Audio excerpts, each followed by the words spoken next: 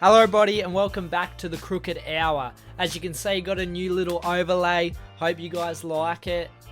It's pretty smick. It's pretty smick. Come on, don't lie to yourself. You guys love it, surely. Before this video starts, if you haven't yet and you've watched my videos or you find this video entertaining, please subscribe. I'm trying to get to 100.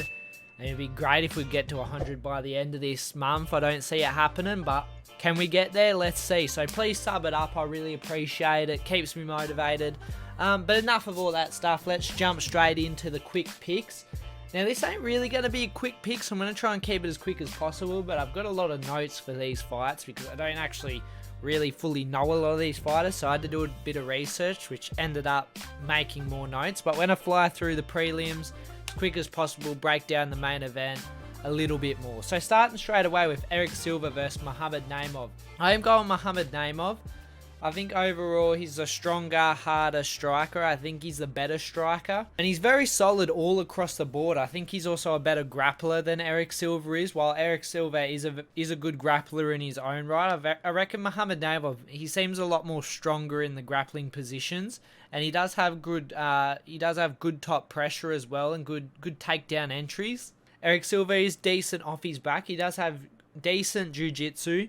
But I honestly think Muhammad Naimov's going to catch him in the second round. That's my prediction. Muhammad Naimov in the second round, I think he's going to catch Erik Silva.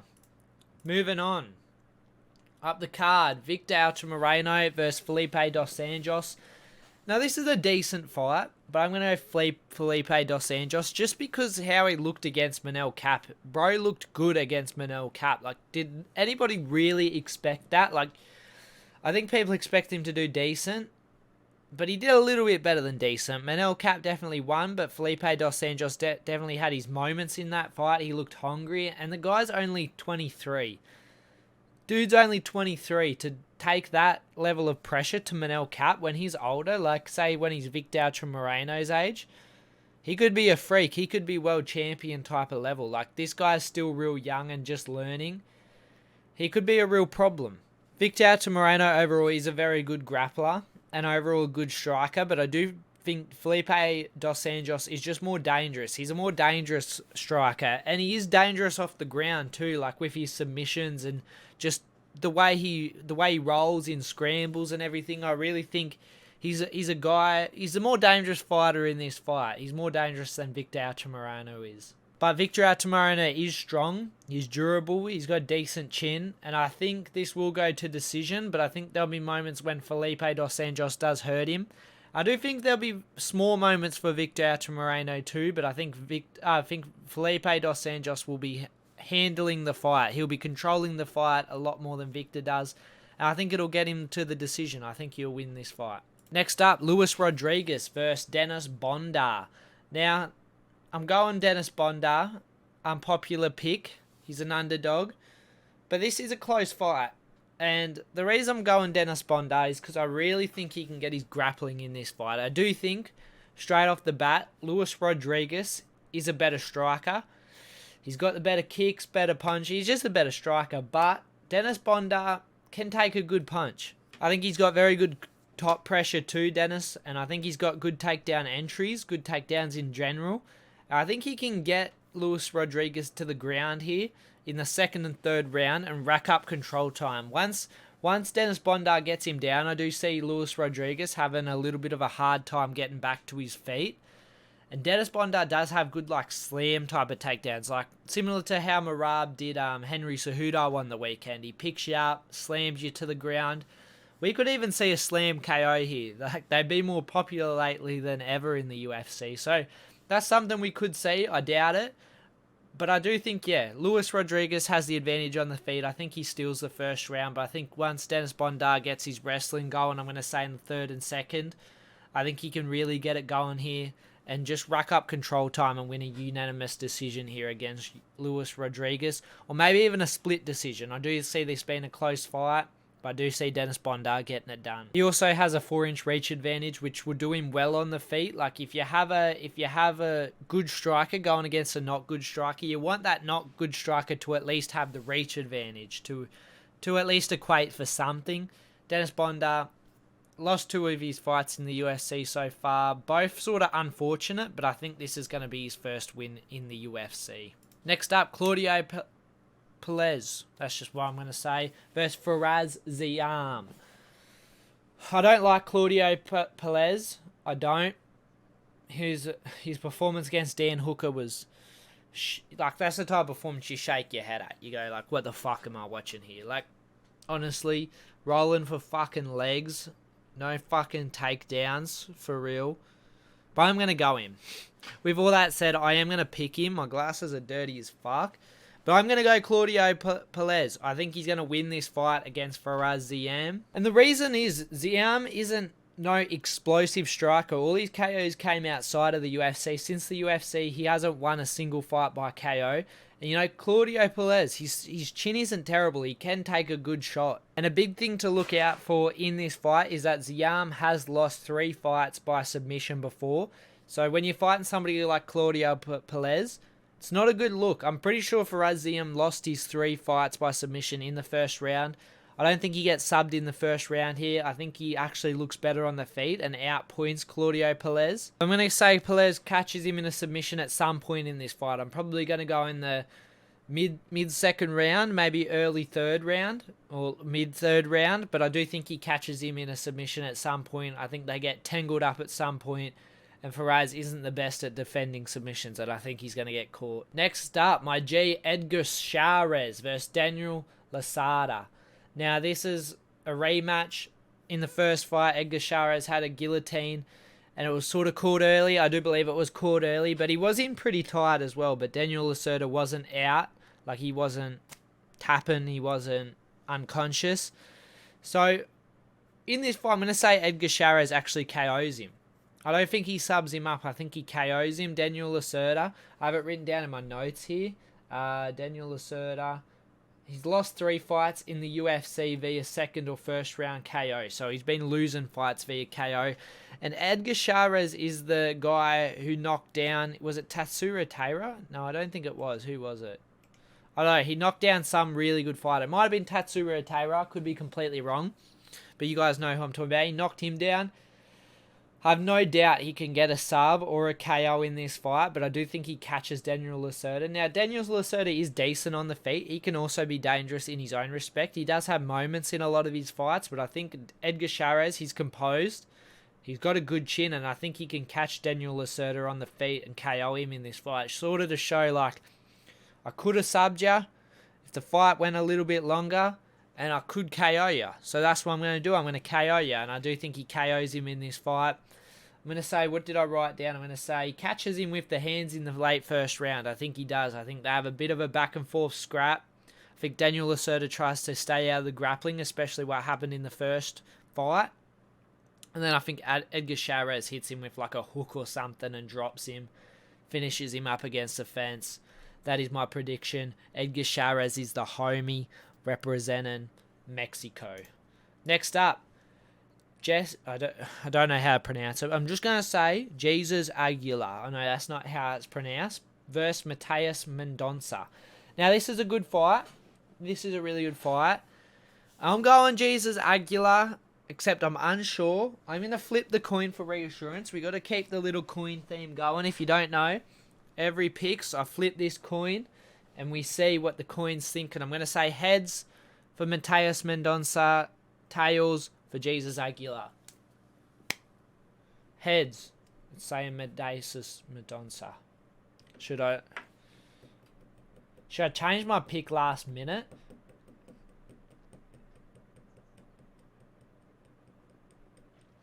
I'm going to go... I don't want to go against the coin. That's the thing. So we're changing it. We're going Mateus Mendonça. He's going to get it done. Jesus Aguilar is good. And he does have good pressure. And he does have elite BJJ, but Mendonça is also a good grappler and a good striker. I would say a better striker than Jesus Aguilar.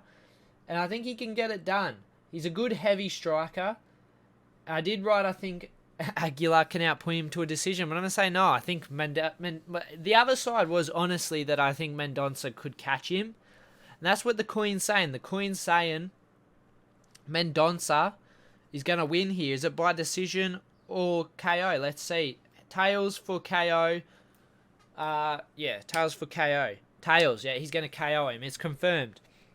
Jesus Aguilar's getting KO'd, I'm going to say in the 3rd round by Mendonça. Mendonça is dangerous, and look at that reach advantage, and look at that height advantage. 2-inch height advantage. I can't do math. Is that like an 8-inch reach advantage? Something like that. 8, 7, 9, one of them. And I think he's going to catch him. He is definitely the harder striker. You know, Jesus Aguilar can be scrappy, but I think Mendonça is going to thrive in that scrappiness. And I think he's going to catch him with some big shots. And I think he's got the grappling to compete with Jesus Aguilar. So I'm going to go Mateus Mendonça for the win. Next up, moving up straight away because I spent a bit of time on that fight, flipping the queen and all. Cristian Quiñonez versus Raoni Barcelos. Now, Barcelos, I'm actually a big fan of Barcelos. He's a great kickboxer when he's on. He's a great kickboxer that is experienced, but he is getting old. He's 36 now, not fully out of his prime. He hasn't hit that 37, 38 yet, but he's definitely leaving his prime. Now, Cristian Quiñonez does have a high pace. He's always in your face. He likes to keep that pressure, that grappling pressure, striking pressure. But I think Barcelos can thrive off that. I think he's going to find good moments to chew up the feet. I think he's definitely the quicker striker. I think he's a more diverse striker. And when you're looking at Cristian Quiñonez, he's primarily a grappler. Like, he's primarily a grappler. He does like to shoot takedowns and thrive off that. And I think that'll be his game plan against Raoni Barcelos. But Raoni Barcelos has insane takedown defense. I think it's at 80%, but it's not showing up here. I think he can defend the takedowns and win a decision here, outpointing Cristian Quiñonez. Quiñonez will have moments. I wouldn't be surprised if he does get Raoni Barcelos to the ground once, but I reckon Raoni Barcelos will get back to his feet. I don't see him getting chinned here by Cristian Quiñonez. I see him just outpointing him, leg kicks, body kicks, teeps, nice jabs, straight punches. I think he does. I don't think he hurts Cristian Quiñonez, but I think he does enough to win the fight by defending takedowns, outpointing him on the feet. Next up, moving on to the main card, Manuel Torres versus Chris Duncan. This is a close fight. Both people like explosive strikers, real explosive strikers. I'm going to say Manuel Torres gets it done though. They're both good, but I think Manuel Torres is just a little bit better on the feet and on the ground. Like Chris Duncan, he's a strong, powerful striker, but just look at Manuel Torres, man. Him himself's a good, strong striker. I think he's more diverse, and I think he's just smarter as well, and he knows when to set shots up better, and he just has the better shot selection. I think he's going to finish Chris Duncan here, but I think it actually leaves the first round for once. Manuel Torres never won a fight leaving the first round. I think that's true. He's never got a KO in the second round. I know that. So I think this will be his first second round KO in his career. Chris Duncan's tough. He's tough. I think he's going to survive the first round. But then I think Manuel Torres, after already piling up a fair bit of damage in the first round, he's going to finish him in the second round. Just through big shots. I think he hurts him and then finishes him up on the ground or something like that. But Manuel Torres is my pick. Next up, Yazmin Jauregui versus Sam Hughes. Now, I really rate Yazmin Jauregui. I was pretty surprised when she lost her last fight by first round KO by, who was it? Where'd I write it? Denise Gomez, she lost via first round KO. And that was shocking because I actually had Yazmin Jauregui there. I think she can win this fight, though. I think Sam Hughes, she's a dog. Like, she does have that dog in her. That's one thing you can respect about Sam Hughes. She has that dog in her, but Yazmin Jauregui is going to be so much better on the feet, so much quicker on the feet, so much more diverse on the feet, and she ain't no slouch on the ground either. She does well on the ground, although we've never really seen her tested on the ground in the UFC. We haven't seen her try to be taken down, but we know Yazmin, she's good on the ground. I think she's going to have a slight advantage on the ground and a big advantage on the feet. But Sam Hughes has that dog in her. So it's up to Yazmin Jauregui to show us that, you know, she's coming back from that KO loss. But overall, I think I do have her in this fight. And I'm confident that she will win this fight.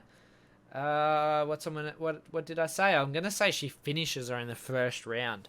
I know that's a bold prediction. But I honestly do think she's going to finish her in the first round.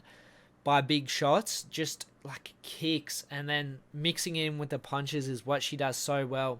I think Sam Hughes will be shooting takedowns, not able to get him, looking sloppy on the feet, wild on the feet, and I think Yazmin Jauregui is going to be able to catch her and finish her late in the first round. Next up, Raul Rosas Jr. versus Ricky Turcios. Now this is an interesting fight because they're both young fighters. Oh shit, Ricky Turcios isn't as young as I thought. I thought he would be like 25 or something like that, but nah. But I'm going to go Raul Rosas Jr. here. I think showing that KO win in his last fight is a real big look. Looks like I got a monobrow. It's actually a really good look for him in this fight. And he does have it on the ground too. He's good on the ground. Ricky Turcios, he ain't no slouch on the ground. You know, he ain't no slouch on the ground. And he will look for submissions sometimes.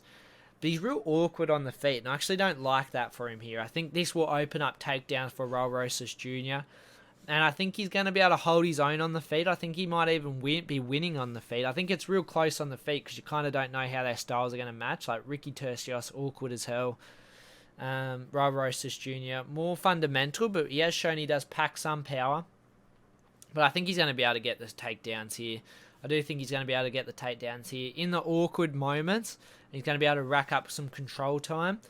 And Ricky Turcios, he hasn't won a fight in the UFC that isn't a split decision. Like once he's actually debuted in the UFC, he's won one split decision, won another split decision. So it's not like he's dominating these fighters. He's going to close fights. And I think Raul Rosas Jr. will be able to get him here. What did I write down? I think I said submission. Yeah. Raul Rosas Jr. via second round submission by rear naked choke as Ricky's trying to get back to his feet. I do see that. I think Ricky's going to do alright on the ground until he doesn't. Until he gets caught in the submission. I'm going to go Raul Rosas Jr. submitting him in the second round late. Next up, Daniel Zellhuber versus Francisco Prado. Now, I am sick, by the way, so this is a bit of a struggle talking through all these fights, but we're getting it done. 3 fights left. I'm going to go Prado gets it done here. I am. Unpopular pick, perhaps, but he's an underdog. I think this is the thing. Daniel Zellhuber is the better fighter. Overall, Daniel Zellhuber is the better fighter, but Prado packs fucking power, bro. He packs power, and I think he's going to be able to catch Daniel Zellhuber. Zellhuber ain't terrible, but he can get hit sometimes. I think Prado just is much more dangerous in this fight with his power. And as I said, I think Daniel Zellhuber could, there's an outcome where Daniel Zellhuber could definitely outpoint him to a decision here, but I think he's going to get caught in the first round late. After a bit of a scrap, Daniel Zellhuber doing well, but I think Prado is good at finding that button. He's good at finding that button, even against longer opponents. Like you have 77% reach to 68 inches of reach. 69, sorry. I think Prado will be able to close that gap and catch Daniel Zellhuber on the chin. Getting a late first round KO, but it could definitely go the other way. That's just what I think. I think Francisco Prado is going to catch him here. Next up, Yair Rodríguez versus Brian Ortega. Now, might be unpopular as fuck, and it is a weird pick, and I don't know why, but my gut is telling me Brian Ortega is going to get this done. Now, I do have some reasons for this. I'm not just following it blindlessly, but overall, my head is saying Yair Rodríguez, but my actual pick is going to be Brian Ortega. Going over my notes, I just want to talk over my notes real quick. So while I think Yair Rodríguez was definitely winning that first fight, but before he got him in that submission, which I do believe was totally legit, like it wasn't like, oh, an injury. Yair Rodríguez had him in that position. But it was early. It was early in the fight. I would have liked to see this fight go a little bit longer. And can't forget, Brian Ortega did get Yair Rodríguez down. He did get him down at one point. Sure, Yair Rodríguez reversed it and then got him in that submission. But Brian Ortega did get him down. And after seeing Yair Rodríguez get ragdolled sort of by Volkanovski, I actually do sort of like Brian Ortega's chances of getting him down to the ground here again and working on his game to not get reversed this time. And I just think Brian Ortega looked really good again in his fight with Volk, like getting Volk into those submissions. Like, and we're talking about prime Volk too, like Brian Ortega was his hardest test in my opinion, other than his most recent fight, and Islam, of course. But at featherweight, Brian Ortega was his most hardest fight. He definitely gave Volk a much harder fight than Yair Rodríguez did. I know you can't do MMA math because their styles are different. But I think Ortega, you know, I'm just banking on him. He got him down that first fight. I think he'll be able to get him down again. And if he's added some little things to his game, he's been out for a long time. I really think he can maintain top position for moments, defend the takedowns, and maybe even get his own submission. Now, I don't think it's going to happen early. My official prediction is I think Yair Rodríguez is going to be outpointing him with his kicks. I think he's going to be able to defend a lot of the takedowns. I think he's going to be able to do decent on the ground. But I do think Brian Ortega is going to power through because he's got a good chin. He's got a good solid chin. He's durable. I think he'll be able to power through a lot of the attacks. I think he will get Yair down to the ground some point late, and I think he'll be able to sub him after losing a majority of the fight. I'm going to say 4th round submission by Brian Ortega here. After Yair Rodríguez wins majority of the rounds, maybe Brian Ortega picks up one. But I think when you get to that tricky spot, especially like with Brian Ortega, that's when he can catch you in a submission. I think he's just good enough to survive, and I think he's good enough to submit him late. So that's going to be my prediction. I do think Brian Ortega is going to submit him late. Again, not the smartest pick, but it's what my gut's telling me. So that's going to be my pick here. Could go horribly wrong. As I said, my head is saying Yair Rodríguez, but I think Brian Ortega, he's good enough. He's good enough to definitely bank that he could get a submission here, and that's what I'm going off. And he's a pretty big dog too, so that's my pick. Next up, Brandon Moreno versus Brandon Royval. It's only just now I realised that they have the exact same name. Why has that never clicked in my head? I'm going Brandon Moreno here. I do rate Brandon Royval, although I think this fight is pretty clear cut. Brandon Moreno won the first fight via submission, if I'm correct. But I honestly think he's going to do a lot of damage on the feet in this fight. Brandon Royval stepping in on short notice, but it hasn't really been that short notice. I mean, it was like a month or something, and he was fresh. He just had his title fight. So I do think Brandon Moreno will mess him up on the feet. I do think that. I think Brandon Royval might have his moments. You know, he's very awkward. But I think Brandon Moreno will be able to, you know, use his body shots, his body kicks, his jab. His jab's going to be a big weapon in this fight. I think in that moment of awkwardness, he's going to be able to find good shots on Brandon Royval. And Brandon Moreno, in my opinion, is a better wrestler here too. Sure, Brandon Royval's more chaotic in the wrestling, but Brandon Moreno is very good at, you know, following in the grappling. He doesn't really set himself. He's good. You know, Brandon Royval might start rolling, but I think Brandon Moreno will be able to stay on him. I do think he's just going to get accumulation of shots here on Brandon Royval, you know, especially body shots. I see body shots available on Brandon Royval, you know, whether it's the kick, whether it's the punches.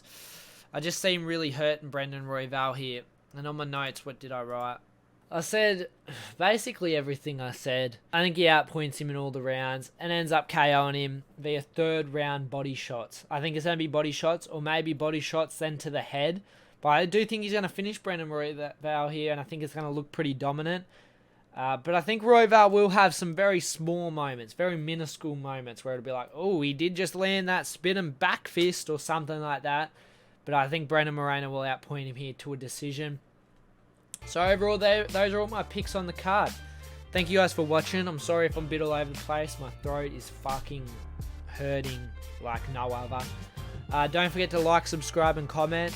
And as always, guys, have a good one. Give me 5 minutes, I'ma pull up with like 5 niggas. Give me 5 minutes, girl, I'ma be right with you.